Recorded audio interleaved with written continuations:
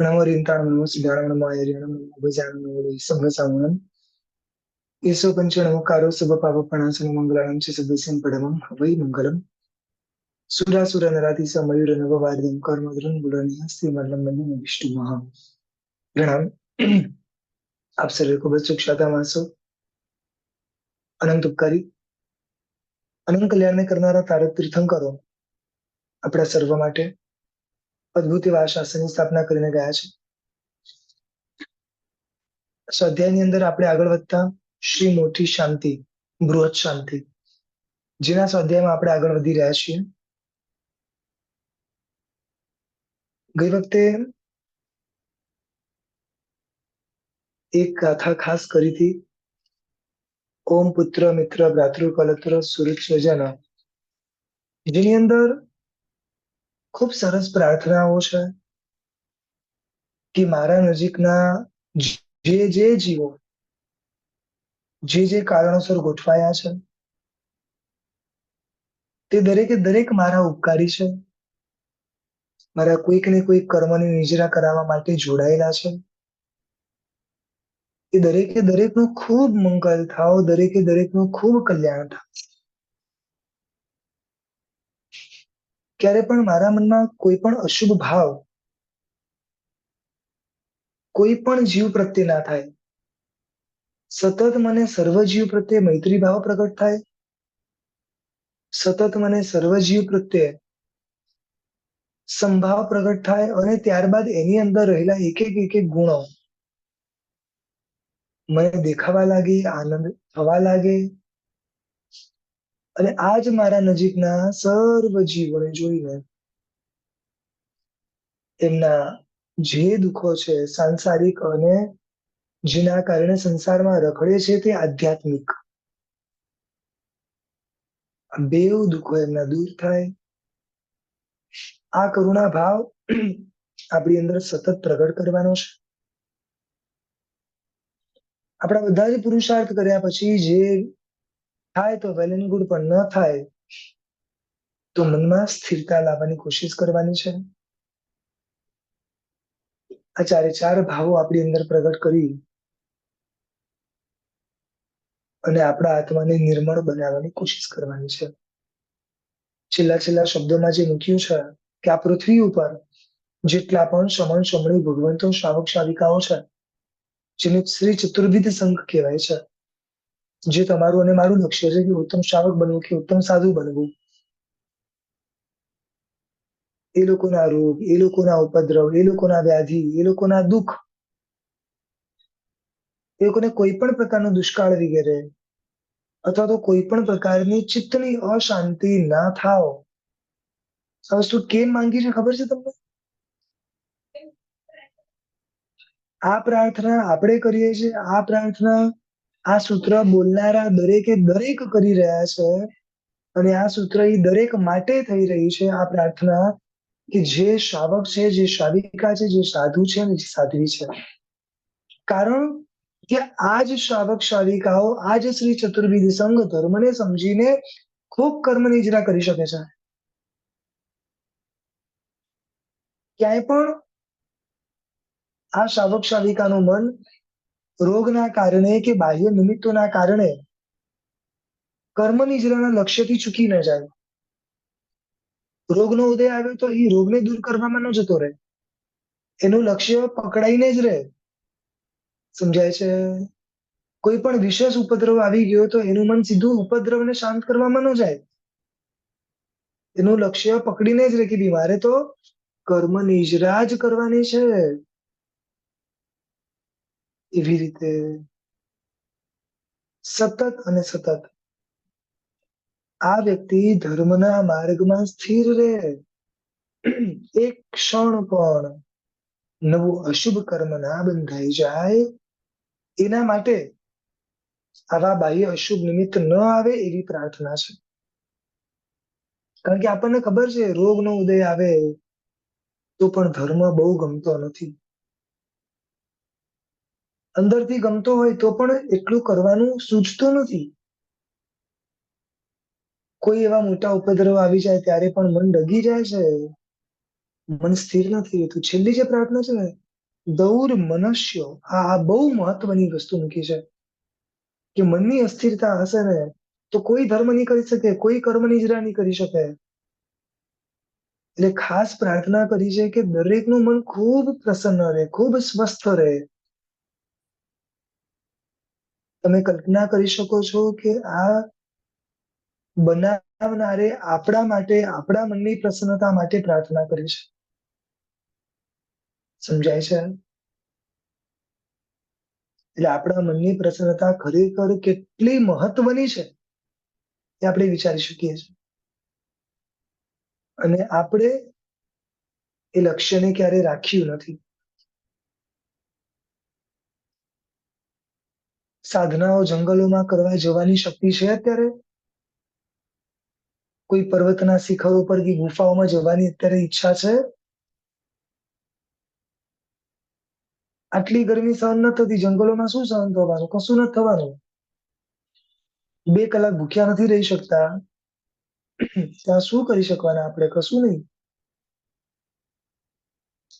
અત્યારે એક જ વસ્તુનો વિશેષ પુરુષાર્થ કરી શકીએ. કઈ વસ્તુનો? ગમે તે ભોગે મારું મન હું ડિસ્ટર્બ કરીશ નહીં. મારા મનની પ્રસન્નતા હું કોઈના માટે પણ બગાડીશ નહીં. થઈ શકે કે ના થઈ શકે? આપણે પણ કરવાનું છે અને આ વસ્તુ સર્વ જીવને મળે આવી પ્રાર્થના આપણે કરવાની છે. સમજાય છે? આની પછીની ગાથા છે ઓમ તુષ્ટિ પુષ્ટિ વૃદ્ધિ વૃદ્ધિ માંગલ્યોત્સવઃ સદા પ્રાદુર્ભૂતાની પાપાની શામ્યંતુ દુરિતાની શત્રવઃ પરાંગ મુખા ભવંતુ સ્વાહા. સૌથી પહેલી વસ્તુ માંગી છે કે તુષ્ટિ. જો અહીંયા બી શરીર આદિથી બધી રીતે પુષ્ટિ, એટલે શરીર એકદમ વ્યવસ્થિત મળે, પુષ્ટ મળે. કેવું પુષ્ટ? તો કે પુરુષાર્થ કરવા માટે સક્ષમ હોય.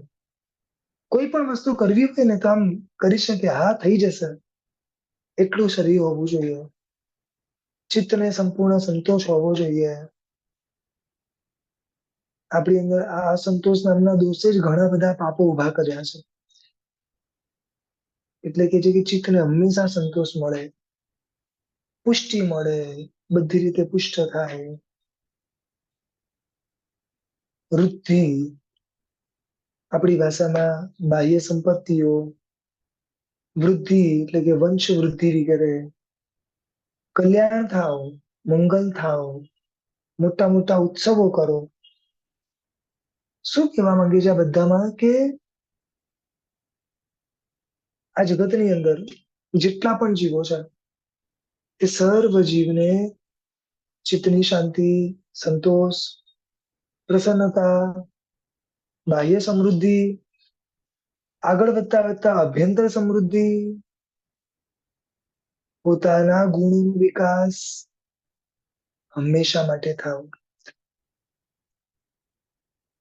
જેમ જેમ સંસારમાં સફળતા મળે તેમ તેમ ધર્મની વૃદ્ધિ થાવ. કઈ વૃદ્ધિ માંગી છે? ધર્મની.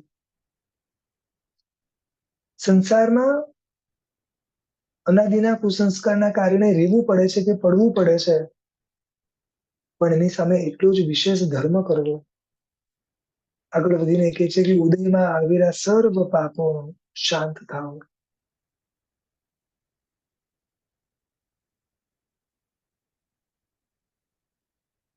કોઈ પણ કર્મનો ઉદય આવે તો આપણે શું કરવાનું છે? તો કે આપણે સહજતાથી સ્વીકાર કરીને એ કર્મ પૂરું કરવાનું છે. અને બીજા માટે પ્રાર્થના શું કરવાની છે? કે કોઈને પણ આવા અશુભ કર્મનો ઉદય ન આવે.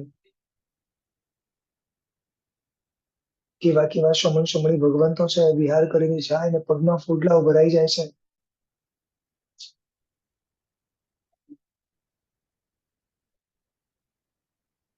એક જગ્યાએ ડામરનો રોડ હતો.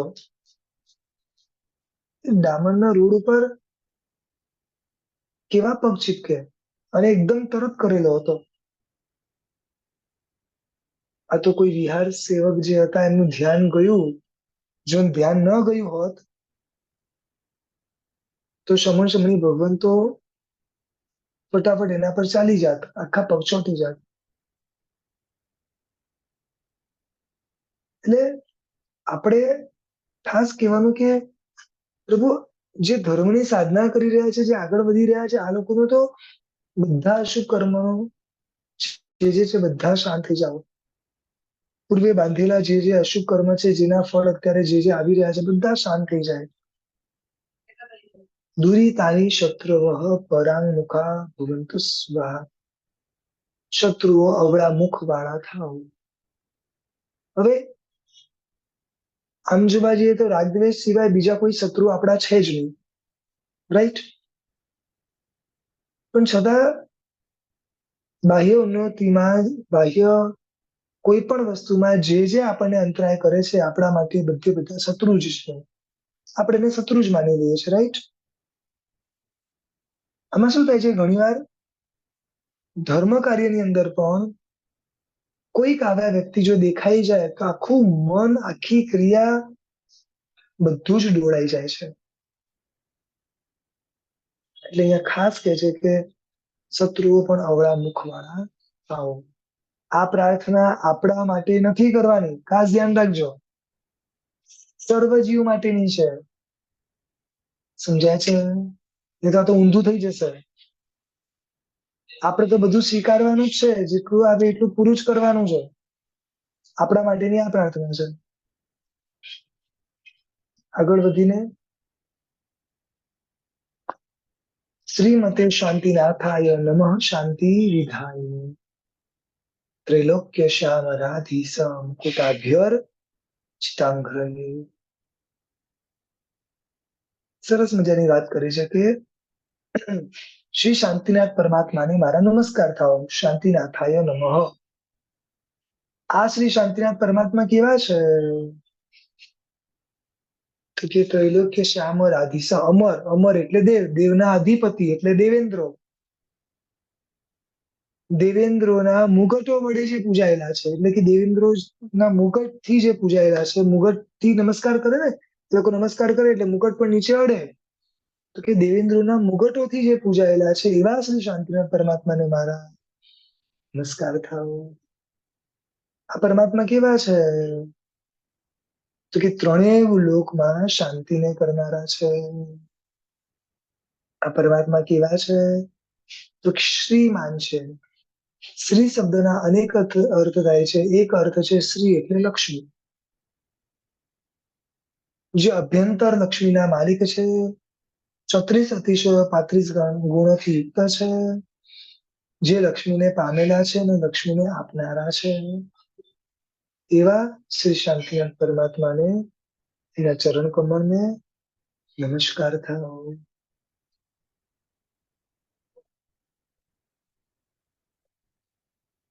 નમસ્કાર જેટલા વિશેષ ભાવથી કરવામાં આવે ને, એટલા વિશેષ કર્મની નિજરા થશે. આ યાદ રાખજો. જે વ્યક્તિ જેને નમસ્કાર કરે છે, એને એ વ્યક્તિનું મહત્વ ખબર હોવું જોઈએ. એક વોચમેન એના બોસને નમસ્કાર કરે છે કારણ કે એની મજબૂરી છે. ને ખબર છે કે ભાઈ આને જ મારે નમસ્કાર કરવાનો, આને મારે વધારે રાખવાનું છે કે ભાઈ એ જ મને પગાર આપવાનો છે. હું જે નમસ્કાર કરું છું, હું જે ભાવથી નમસ્કાર કરું છું, ખરેખર કહું છું, આ પરમાત્માના નમસ્કારની અદ્ભુત તાકાત છે. આ ભવના પૂર્વ ભવમાં અનેક બાંધેલા અશુભ કર્મને તોડવાની તાકાત આ પરમાત્માના નમસ્કારમાં છે. ખાલી આપણી શ્રદ્ધા વધારવાની છે, બસ બીજું કઈ નથી કરવાનું. શાંતિ શાંતિ કર શ્રીમાન શાંતિ દિશતો મે ગુરુ શાંતિ રેવ સદા તેષામ યેષામ શાંતિર ગૃહે ગૃહે. બહુ જ સરસ વાત લખી છે, આખું સ્ટેટમેન્ટ આપી દીધું છે. યેશામ શાંતિર ગૃહે ગૃહે, તેઓના ઘરમાં શાંતિ જ શાંતિ થાય છે, નિરંતર શાંતિ થાય છે. કોના ઘરમાં? તો કે જે વ્યક્તિના ઘરમાં શ્રી શાંતિનાથ પરમાત્મા પૂજાય છે. સમજાયું? પૂર્વના કાળની અંદર લોકોની જુદી જુદી માન્યતાઓ હતી. લક્ષ્મીજીનો ફોટો જેના ઘરમાં હોય, જેના ડ્રોવરમાં હોય, જેના તિજોરીમાં હોય, એની લક્ષ્મી વધે. બરોબર ને? શ્રી અંતર રાખે, પછી જુદા જુદા અલગ અલગ વસ્તુઓ રાખે, ત્યાં રાખીએ ને એટલે પૈસા વધે. એ સમજાય છે? કેટલા વધ્યા ને કોના વધ્યા એમ તો કહો.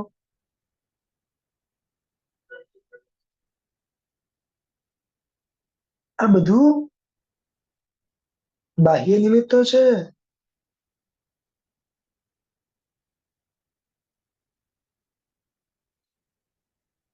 આપણે જ્યાં સુધી પુરુષાર્થ નહીં કરીએ ને સાચું પામવાનું, ત્યાં સુધી બહારનું વધે ઘટે એનો કોઈ બહુ મતલબ બી નથી.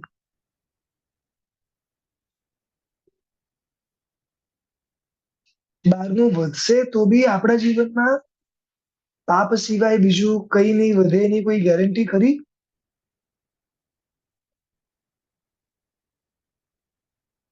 અહીંયા કે છે કે તમે ખાલી શ્રી શાંતિનાથ પરમાત્માની ભક્તિ કરો, બધું જ ભૂલી જાઓ. શ્રી શાંતિનાથ પરમાત્માને યાદ કરો, શ્રી શાંતિનાથ પરમાત્માની ભક્તિ કરો, જેટલી થઈ શકે એટલી ભક્તિ કરો. બસ તમારા ઘરમાં નિરંતર શાંતિ શબ્દ જે લખ્યું છે, નિરંતર કન્ટિન્યુ શાંતિ થાય. બોલો, આ શ્રદ્ધા છે?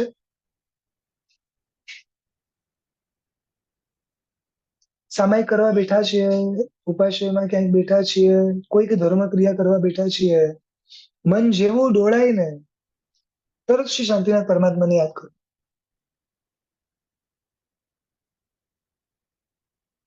માન્યું કે સંસારની ક્રિયા છે, પણ સંસારની ક્રિયામાં પણ આપણને શુભ ભાવ લાવવાની એની તાકાત છે. આપણું લક્ષ્ય એક જ છે કે કોઈ પણ કર્મના ઉદયમાં નવું એક પણ અશુભ કર્મ બાંધવું નથી. ક્યાંય આર્ત ધ્યાન ના થવું જોઈએ, ક્યાંય મન ડિસ્ટર્બ ના થવું જોઈએ, ક્યાંય મન દોડાવવું ના જોઈએ.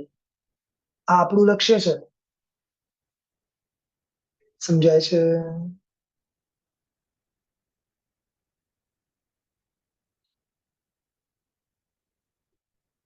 કેવા છે પરમાત્મા? તો કે શાંતિને કરનારા છે.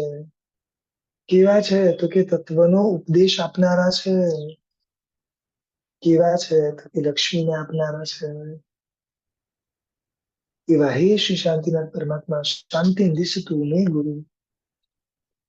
હે પરમાત્મા, મને પણ શાંતિને આપો. એક વસ્તુ કહું ખાલી,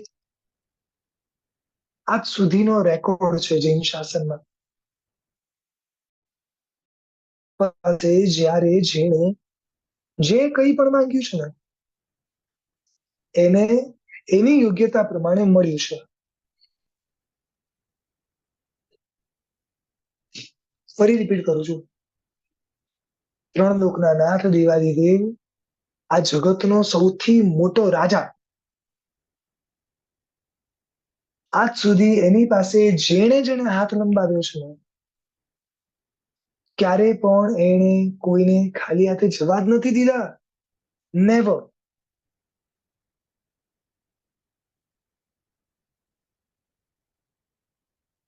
તમારી તાકાત હોય એટલું માંગી જુઓ.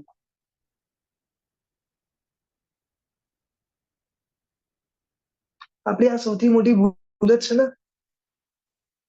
સંસાર ગમે છે એટલે સંસાર જ માંગીએ છીએ. રાઈટ? જે સંબંધો, જે વ્યક્તિઓ, જે વસ્તુઓ ગમે છે એ જ મંગાય છે. જો કે એ જ અહીંયા મૂકીને જવાનું છે. બધા ભેગા મળીને એ જ બધી વસ્તુ છોડી દેવાના છે, બાળી નાખવાના છે.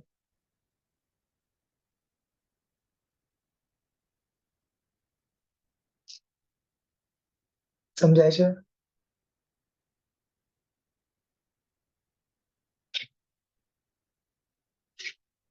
એક જો આટલી શ્રદ્ધા ખાલી થઈ જાય ને કે હું માંગીશ તો મને મળશે જ, તો પણ ભાવ ખૂબ ઊંચા થઈ જાય. નાનપણમાં એક ભક્તિ ગીત સાંભળતા, તારે દ્વારે આવીને કોઈ ખાલી હાથે જાય ના, કરુણા નિધાન, કરુણા નિધાન. આ હું પ્રભુને સંભળાવું છું, ઘણી વાર ખબર નથી પડતી કે પ્રભુ મારું કેમ ખાલી હાથ છે. પણ હું મારી જાતને જ સમજાવવાની જરૂર છે કે પ્રભુએ તો ભર્યું જ છે, પણ મારો અસંતોષ નામનો દોષ હોય તો પ્રભુ શું કરી શકે? બરોબર ને?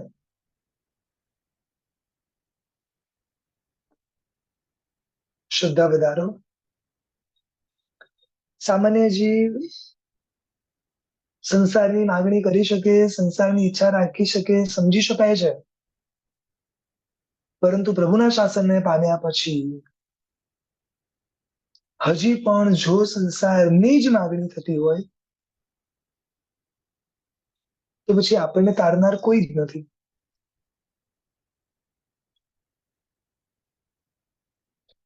હવે તો નિસ્વાર્થ ભાવે જીવન જીવવાનું શરૂ કરો.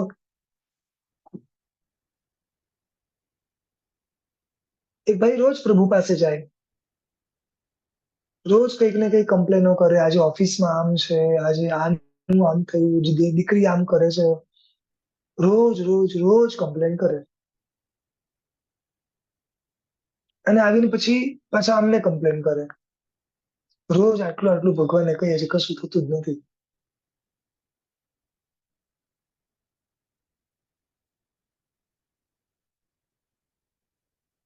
ક્યારે નિસ્વાર્થ ભાવે તો પ્રભુને વંદન કરવા જાઓ, કશું માંગવાની, કશું કરવાની, કશું કહેવાની જરૂરત જ નહીં પડે.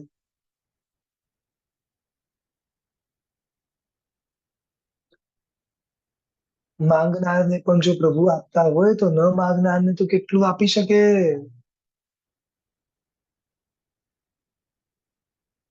તુચ્છ પદાર્થોને માંગનારને પણ જો તુચ્છ પદાર્થો આપી દેતા હોય તો આપણે તો નિસ્વાર્થ ભાવે ભક્તિ કરીએ છીએ, ઉત્તમમાં ઉત્તમ મળી શકે એમ છે. સમજાય છે? શાસ્ત્રમાં વાત આવે છે કે જેની પાસે સમ્યક્ત્વ છે એ વ્યક્તિ સૌથી મોટો અમીર આ જગતનો. શું લખ્યું? જેની પાસે સમ્યક્ત્વ છે એ આ જગતનો સૌથી મોટો અમીર વ્યક્તિ. ચક્રવર્તી પણ એની સામે ઝીરો. ચક્રવર્તી તો ખબર જ છે ને કેટલો મોટો સમૃદ્ધિનો માલિક. આટલો મોટો ચક્રવર્તી જેની સામે ઝીરો થઈ શકે, તો સમ્યક્ત્વની ઈચ્છા હોય કે ચક્રવર્તી પણ આની વિચારજો.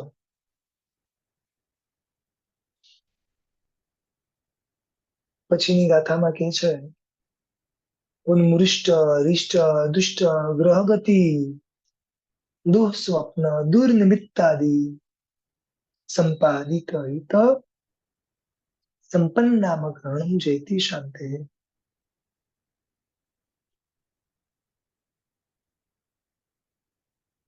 આ શાંતિનાથ પરમાત્માનું નામ સ્મરણ શું કરી શકે એમ છે?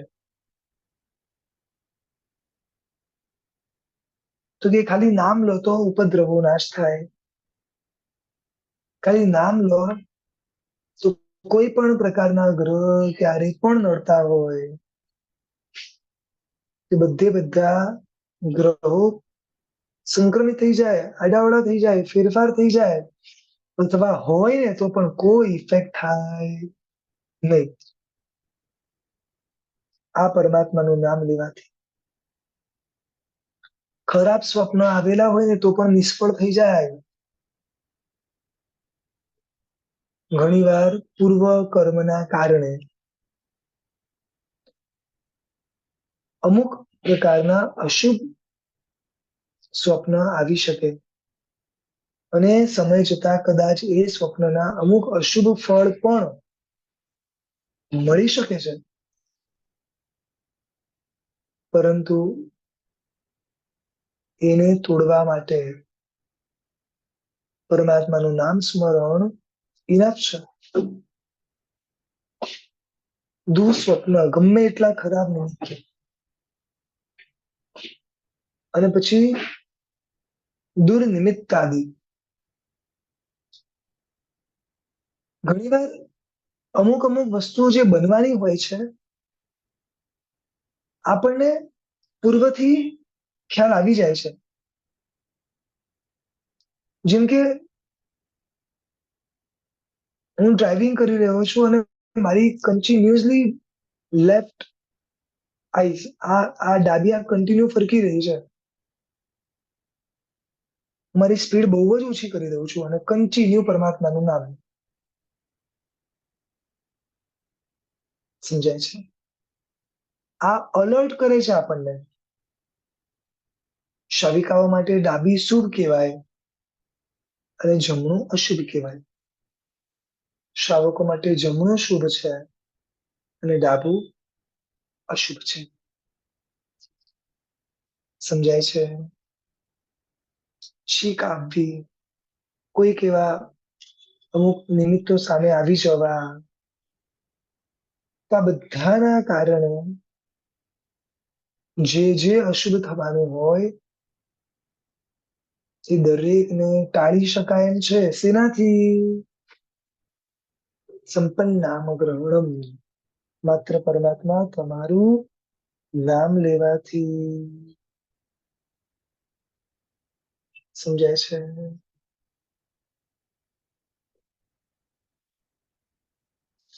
પરમાત્માનું નામ શું શું કરી શકે એમ છે? તો કે સંપાદિત હિત. દરેકના જીવનમાં, દરેકના હૃદયમાં હિતની સ્થાપના કરે છે. હિત સંપત એટલે કે સંપાદન કરી છે શુભ લક્ષ્મી, હિત લક્ષ્મી જેને. સાચું કહું તો સૌથી મોટી હિત લક્ષ્મી એટલે સાચી સમજણ. આ પરમાત્મા થકી આ બધું જ મળે છે. આ પરમાત્મા સર્વ ભક્તજનોને એટલે કે જેટલા પણ જીવો છે સર્વ જીવોને સુખ અને શાંતિ આપનારા થાઓ. સમજાય છે. અને પછી જે ગાથા બતાડે છે આગળ, શ્રી શંકર જગત જનક રાજાધિપ રાજા વિશાળામ ગોષ્ઠી કપૂરમ ખ્યાણામ વ્યાહરણૈર વ્યારચાંતિ. હવે જયારે આ બધું પતે છે ને પછી શાંતિની ઉદ્ઘોષણા કરવાની છે, તો એ શાંતિની ઉદ્ઘોષણા કેવી રીતે કરવાની? તો કે સમસ્ત શ્રી સંઘનું નામ લેવાનું. જે જગત છે જગતનું નામ લેવાનું, દેશનું નામ લેવાનું, ત્યાંના જે રાજા વગેરે અધિપતિ હોય એમનું નામ લેવાનું, મોટી મોટી રાજાઓની રહેવાની જગ્યાઓ, ધર્મસભાના જેટલા પણ મોટા મોટા સભ્ય છે, નગરના મોટા પુરુષો છે, બધાનું નામ લઈ અને પછી શાંતિની ઉદ્ઘોષણા કરવાની. આવું કરવાનું કેવી કીધું હશે? તો કે જો ભાઈ, આપણે જેની આજુબાજુ રહેવાનું છે એ દરેકના મનના ભાવો પણ શુભ હોવા જરૂરી છે. આપણા નિમિત્તે વાત કરું છું. આપણે એના અશુભ ભાવોમાં, અશુભમાં આપણે બને ત્યાં સુધી નિમિત્ત ના બનવું. એટલે આની પછીની જે આગળ ગાથા છે ને, જે આપણે બધા રાગમાં બોલીએ છે, શ્રી શ્રમણ સંઘર્ષય શાંતિ. શ્રી સમસ્ત સંઘ આખા વિશ્વની અંદર ચતુર્વિધ સંઘ ક્યાં ક્યાં હશે?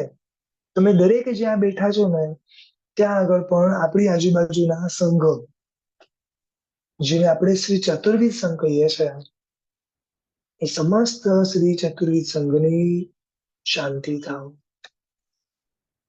સમજાય છે? કોઈને અંદર અંદર એકબીજાના પ્રત્યે વેર વૃત્તિ, ઈર્ષ્યા વૃત્તિ કશું જ ના થાવ.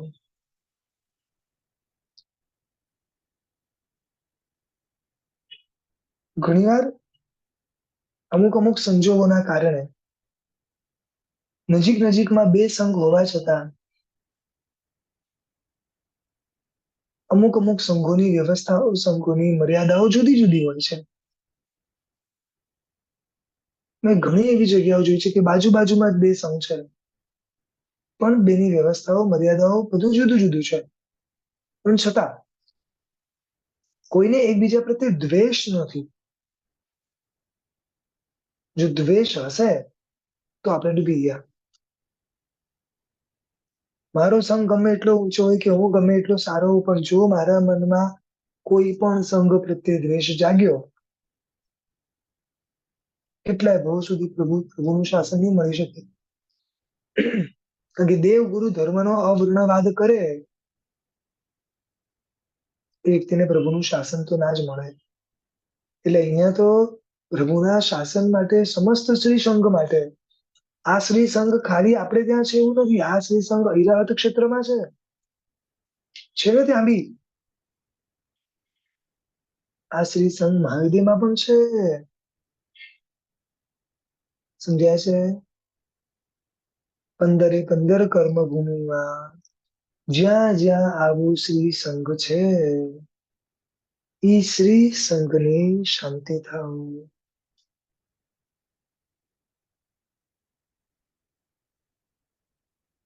શ્રી ભરત ક્ષેત્રની અંદર 32,000 દેશો છે. કેટલા? 32,000. એટલે હા, અત્યારે આપણી બુદ્ધિથી ગણવા જશું તો એવા કોઈ ગણાશે બી નહીં. કારણ કે આપણે તો કેવું ગણીએ, ભારત એક દેશ ને પાકિસ્તાન એક દેશ, ને એવી રીતની ગણતરી પૂર્વના કાળમાં નથી. પૂર્વના કાળમાં ગુર્જર દેશ, સોરઠ દેશ, એટલે આપણા એક ઇન્ડિયામાં પણ ઘણા બધા દેશો થઈ જાય એમ. પણ આવી રીતે ટોટલ આખા ભરત ક્ષેત્રની અંદર, એટલે કે જેટલી પણ કર્મભૂમિઓ છે ને, 15 15 કર્મભૂમિમાં 32,000 દેશ છે. તો અહીંયા શું વાત કરે છે ખબર છે? કે આ જેટલા પણ દેશ છે એ દરેકે દરેક દેશમાં શાંતિ થાવ. બોલો, આવું ક્યારે વિચાર્યું છે? આ મહાપુરુષોએ મૂકી દીધું છે. આ બોલીએ એટલે કેટલા બધા જીવોને શાતા આપવામાં આપણે નિમિત્ત બની જઈએ. કેટલા બધા માટે શુભ ભાવ સહજતાએ આપણે ભાવીએ છીએ. સમજાય છે? એક ખાલી શ્રી ભરત અને ઐરાવત ક્ષેત્રમાં 32,000 માંથી 25.5 આર્ય દેશ છે. એ સિવાયના બધા અનાર્ય છે. પણ અહીંયા તો આર્ય કે અનાર્ય આવો કોઈ શબ્દનો ઉલ્લેખ કર્યો. જે જે આર્ય દેશમાં છે એમને પણ શાંતિ થાવ, અને જે જે અનાર્ય દેશમાં છે એમને પણ શાંતિ થાવ. ખ્યાલ આવ્યો?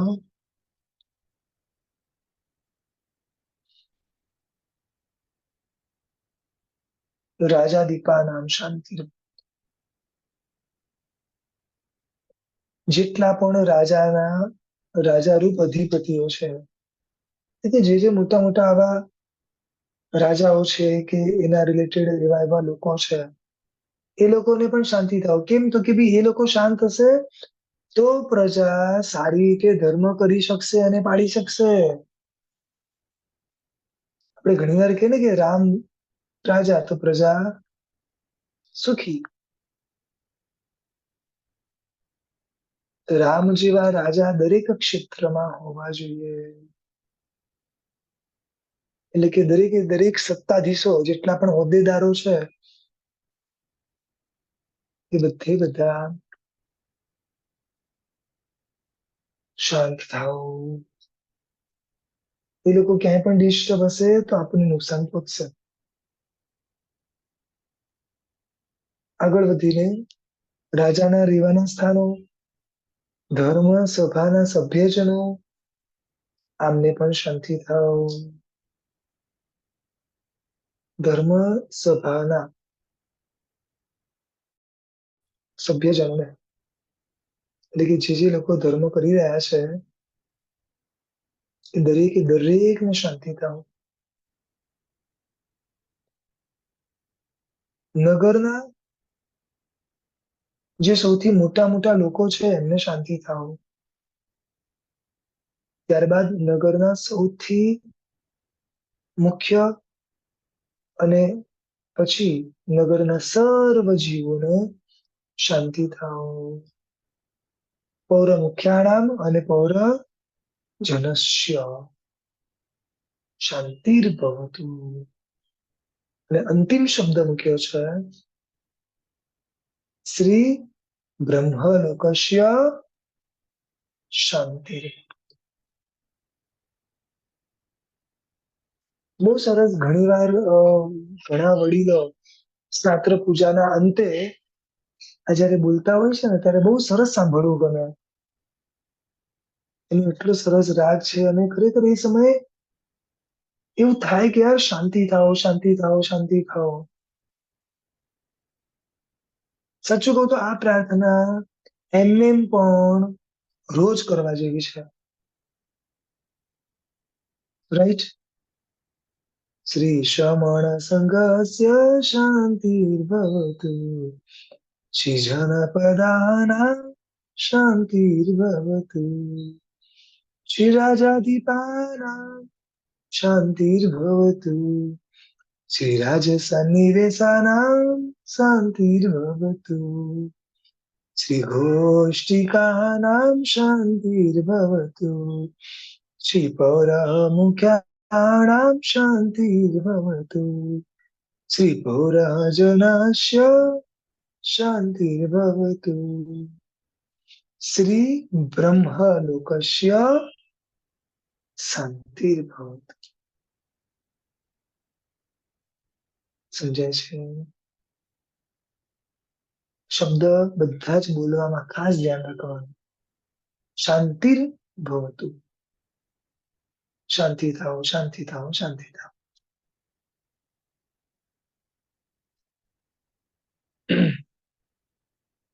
પૂર્વના કાળની અંદર આખું લોકો બોલતા, બધા સાંભળતા, અને પછી અમુક અમુક જગ્યાએ તો એમ લખ્યું છે કે આ બધું બોલાયા પછી આહુતિઓ આપતા.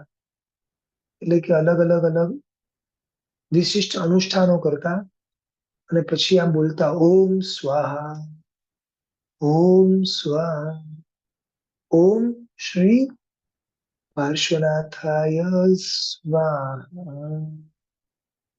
મોટા મોટા પૂજા પૂજનોમાં જેમ આ આખું બોલાય અને પછી જેમ અમુક અમુક વસ્તુઓ અર્પણ કરાતી હોય છે, તો પૂર્વના કાળમાં પણ આવી કોઈક વ્યવસ્થા હતી.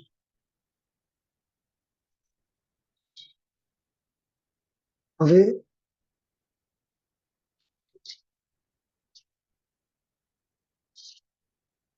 છેલ્લી છેલ્લી ગાથાઓ છે. આ ગાથાઓની અંદર કઈ રીતે શાસ્ત્ર વગેરે બોલવું, ક્યારે બોલવું, શું કરવું, શાંતિ કળશ કઈ રીતે લઈને ઉભા રહેવું, કેવા વસ્ત્રમાં, કેવા આભૂષણો સાથે, એની અંતિમ વાત કરે છે. એશા શાંતિ પ્રતિષ્ઠા યાત્રા સ્નાત્રાદ્ય વસાની શું.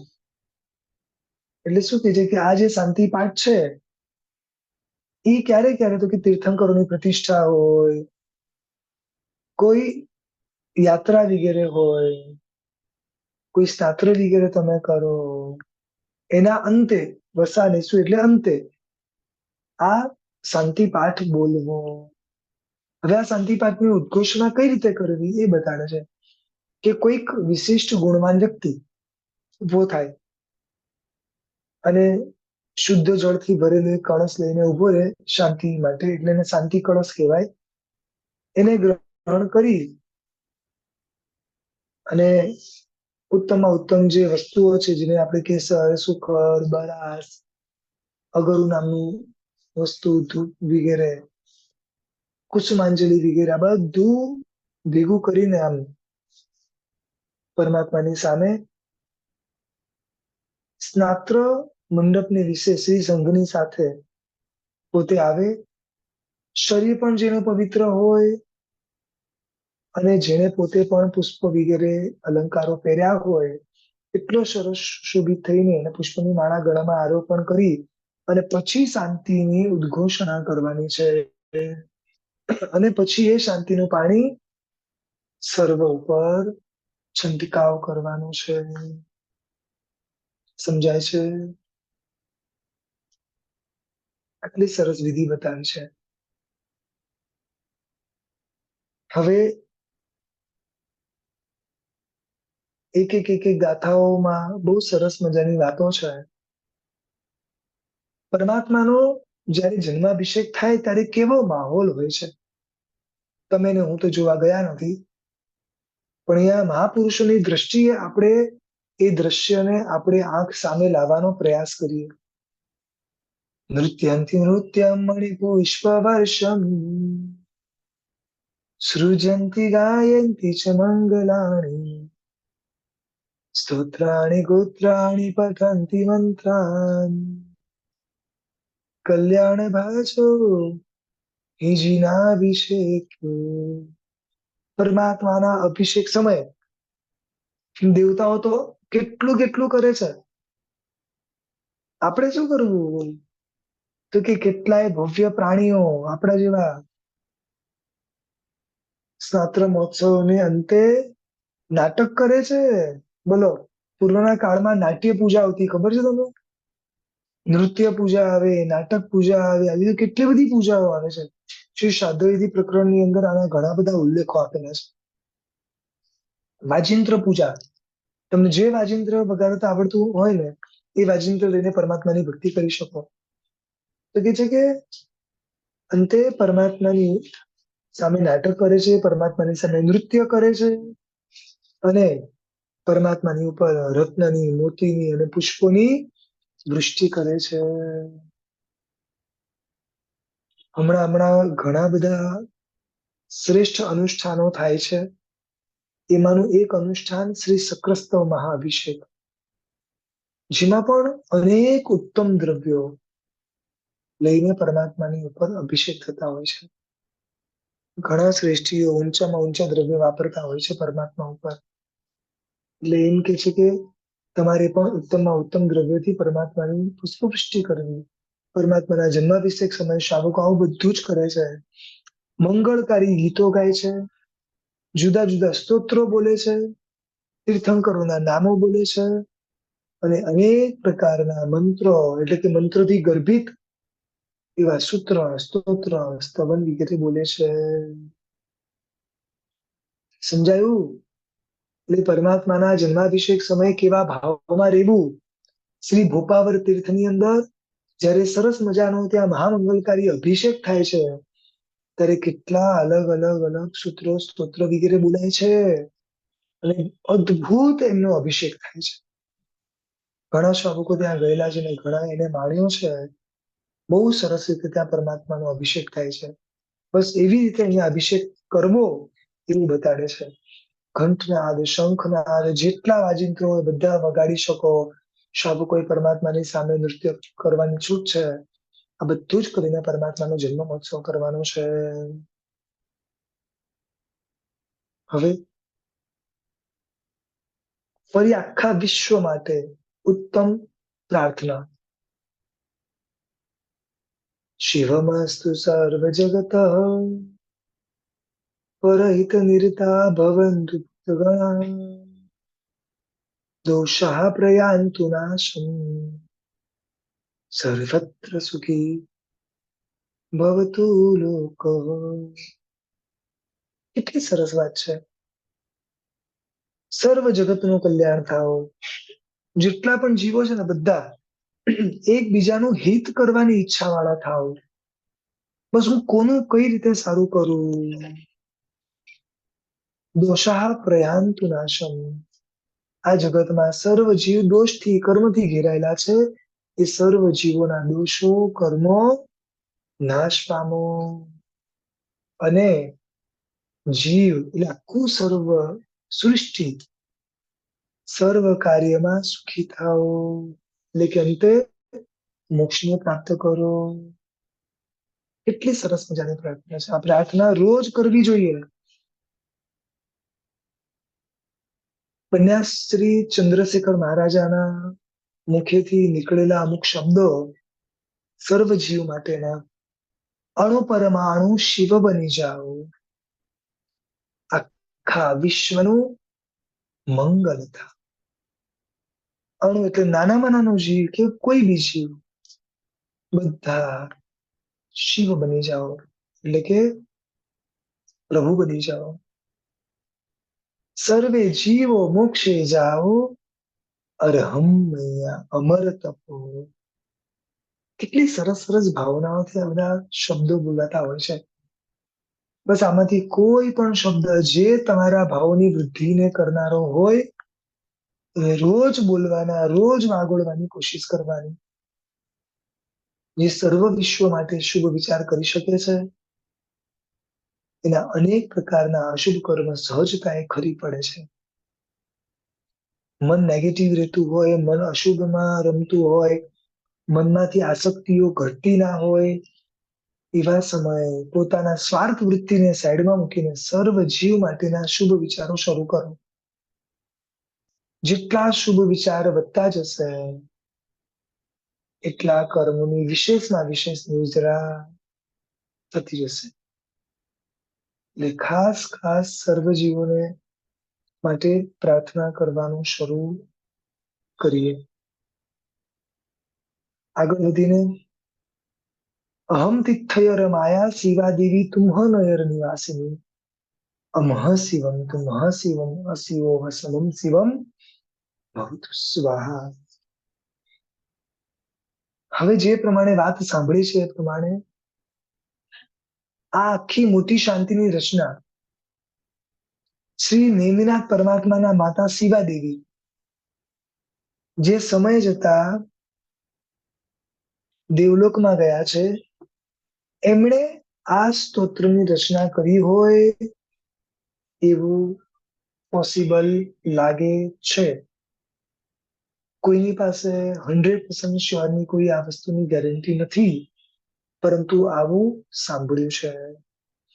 જેણે પણ બનાવ્યું હોય આપણે તો એને ખાસ વંદના કરીએ કે એક એક જીવોને યાદ કરીને જે પ્રાર્થનાઓ કરી છે અને જે શુભ ભાવો ઉમેર્યા છે, આપના શુભ ભાવોને વંદના.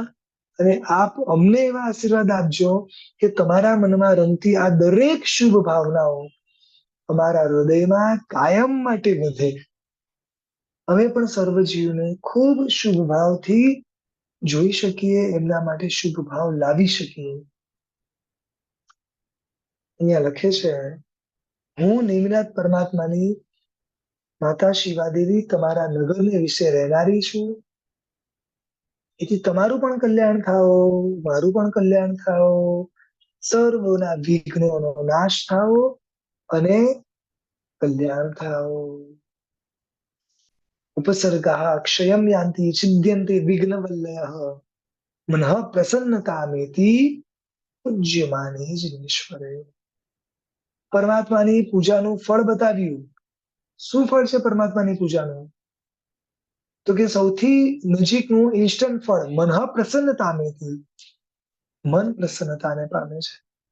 ઉપસર્ગો ક્ષય પામે છે અને વિઘ્નની વેલડીઓ એટલે કે અંતરાય કર્મો બધા નાશ પામે છે. આ પરમાત્માની પૂજાની તાકાત સમજાય છે. એટલે ખૂબ ઉત્તમ ભાવે પરમાત્માની ભક્તિ કરવાની. જેટલા ઉત્તમ દ્રવ્યથી કરી શકો એટલા ઉત્તમ દ્રવ્યથી,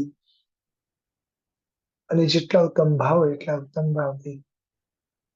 અને હવે છેલ્લે બતાડે છે સર્વ મંગલ માંગલ્યમ સર્વ કલ્યાણ કારણમ પ્રધાનમ સર્વ ધર્માણામ જૈનમ જયતિ શાસનમ. ઘણી બધી જગ્યાએ અંતે બોલીએ છીએ, આખો અર્થ એક જ છે કે શાસન જય પામો. શાસન એટલે તારી આજ્ઞા. હે પરમાત્મા, આ વિશ્વની અંદર તારી આજ્ઞા શ્રેષ્ઠ છે અને એ જ આજ્ઞા જય પામો. સર્વના કલ્યાણનું કારણ, સર્વમાં શ્રેષ્ઠમાં શ્રેષ્ઠ મંગલ માત્ર ને માત્ર તારી આજ્ઞા છે. એટલા માટે તો અન્ય કરતા આ ધર્મ શ્રેષ્ઠ છે. આવું તારું શાસન, આવી તારી આજ્ઞા કાયમ માટે જય પામો. સમજાયું? શ્રી મોટી શાંતિના આ અર્થ કરતા ક્યાંય પણ પ્રભુની આજ્ઞા વિરુદ્ધ બોલાયું તો ખાસ ત્રિવેદે નિચ્છામિ દુક્કડમ. પણ ખાસ વિનંતી છે સર્વે વડીલોને કે રોજ આ મોટી શાંતિને બોલવાનો પ્રયાસ કરો, કારણ કે આની અંદર સર્વ જીવ માટેની શુભ ભાવનાઓ છે. આ ભાવનાઓ આપણા પણ કલ્યાણનું કારણ બનશે. ખાસ એક ધ્યાન રાખજો, આવતીકાલનો ક્લાસ માંગલિક રહેશે. બુધવારથી ફરીથી આપણે નવા સ્વાધ્યાયમાં જોડાશું. આવતીકાલનો સ્વાધ્યાય માંગલિક રહેશે. શવિકાબેન સ્તુતિ બોલજો. પ્રણામ સર. હાજી, પ્રણામ.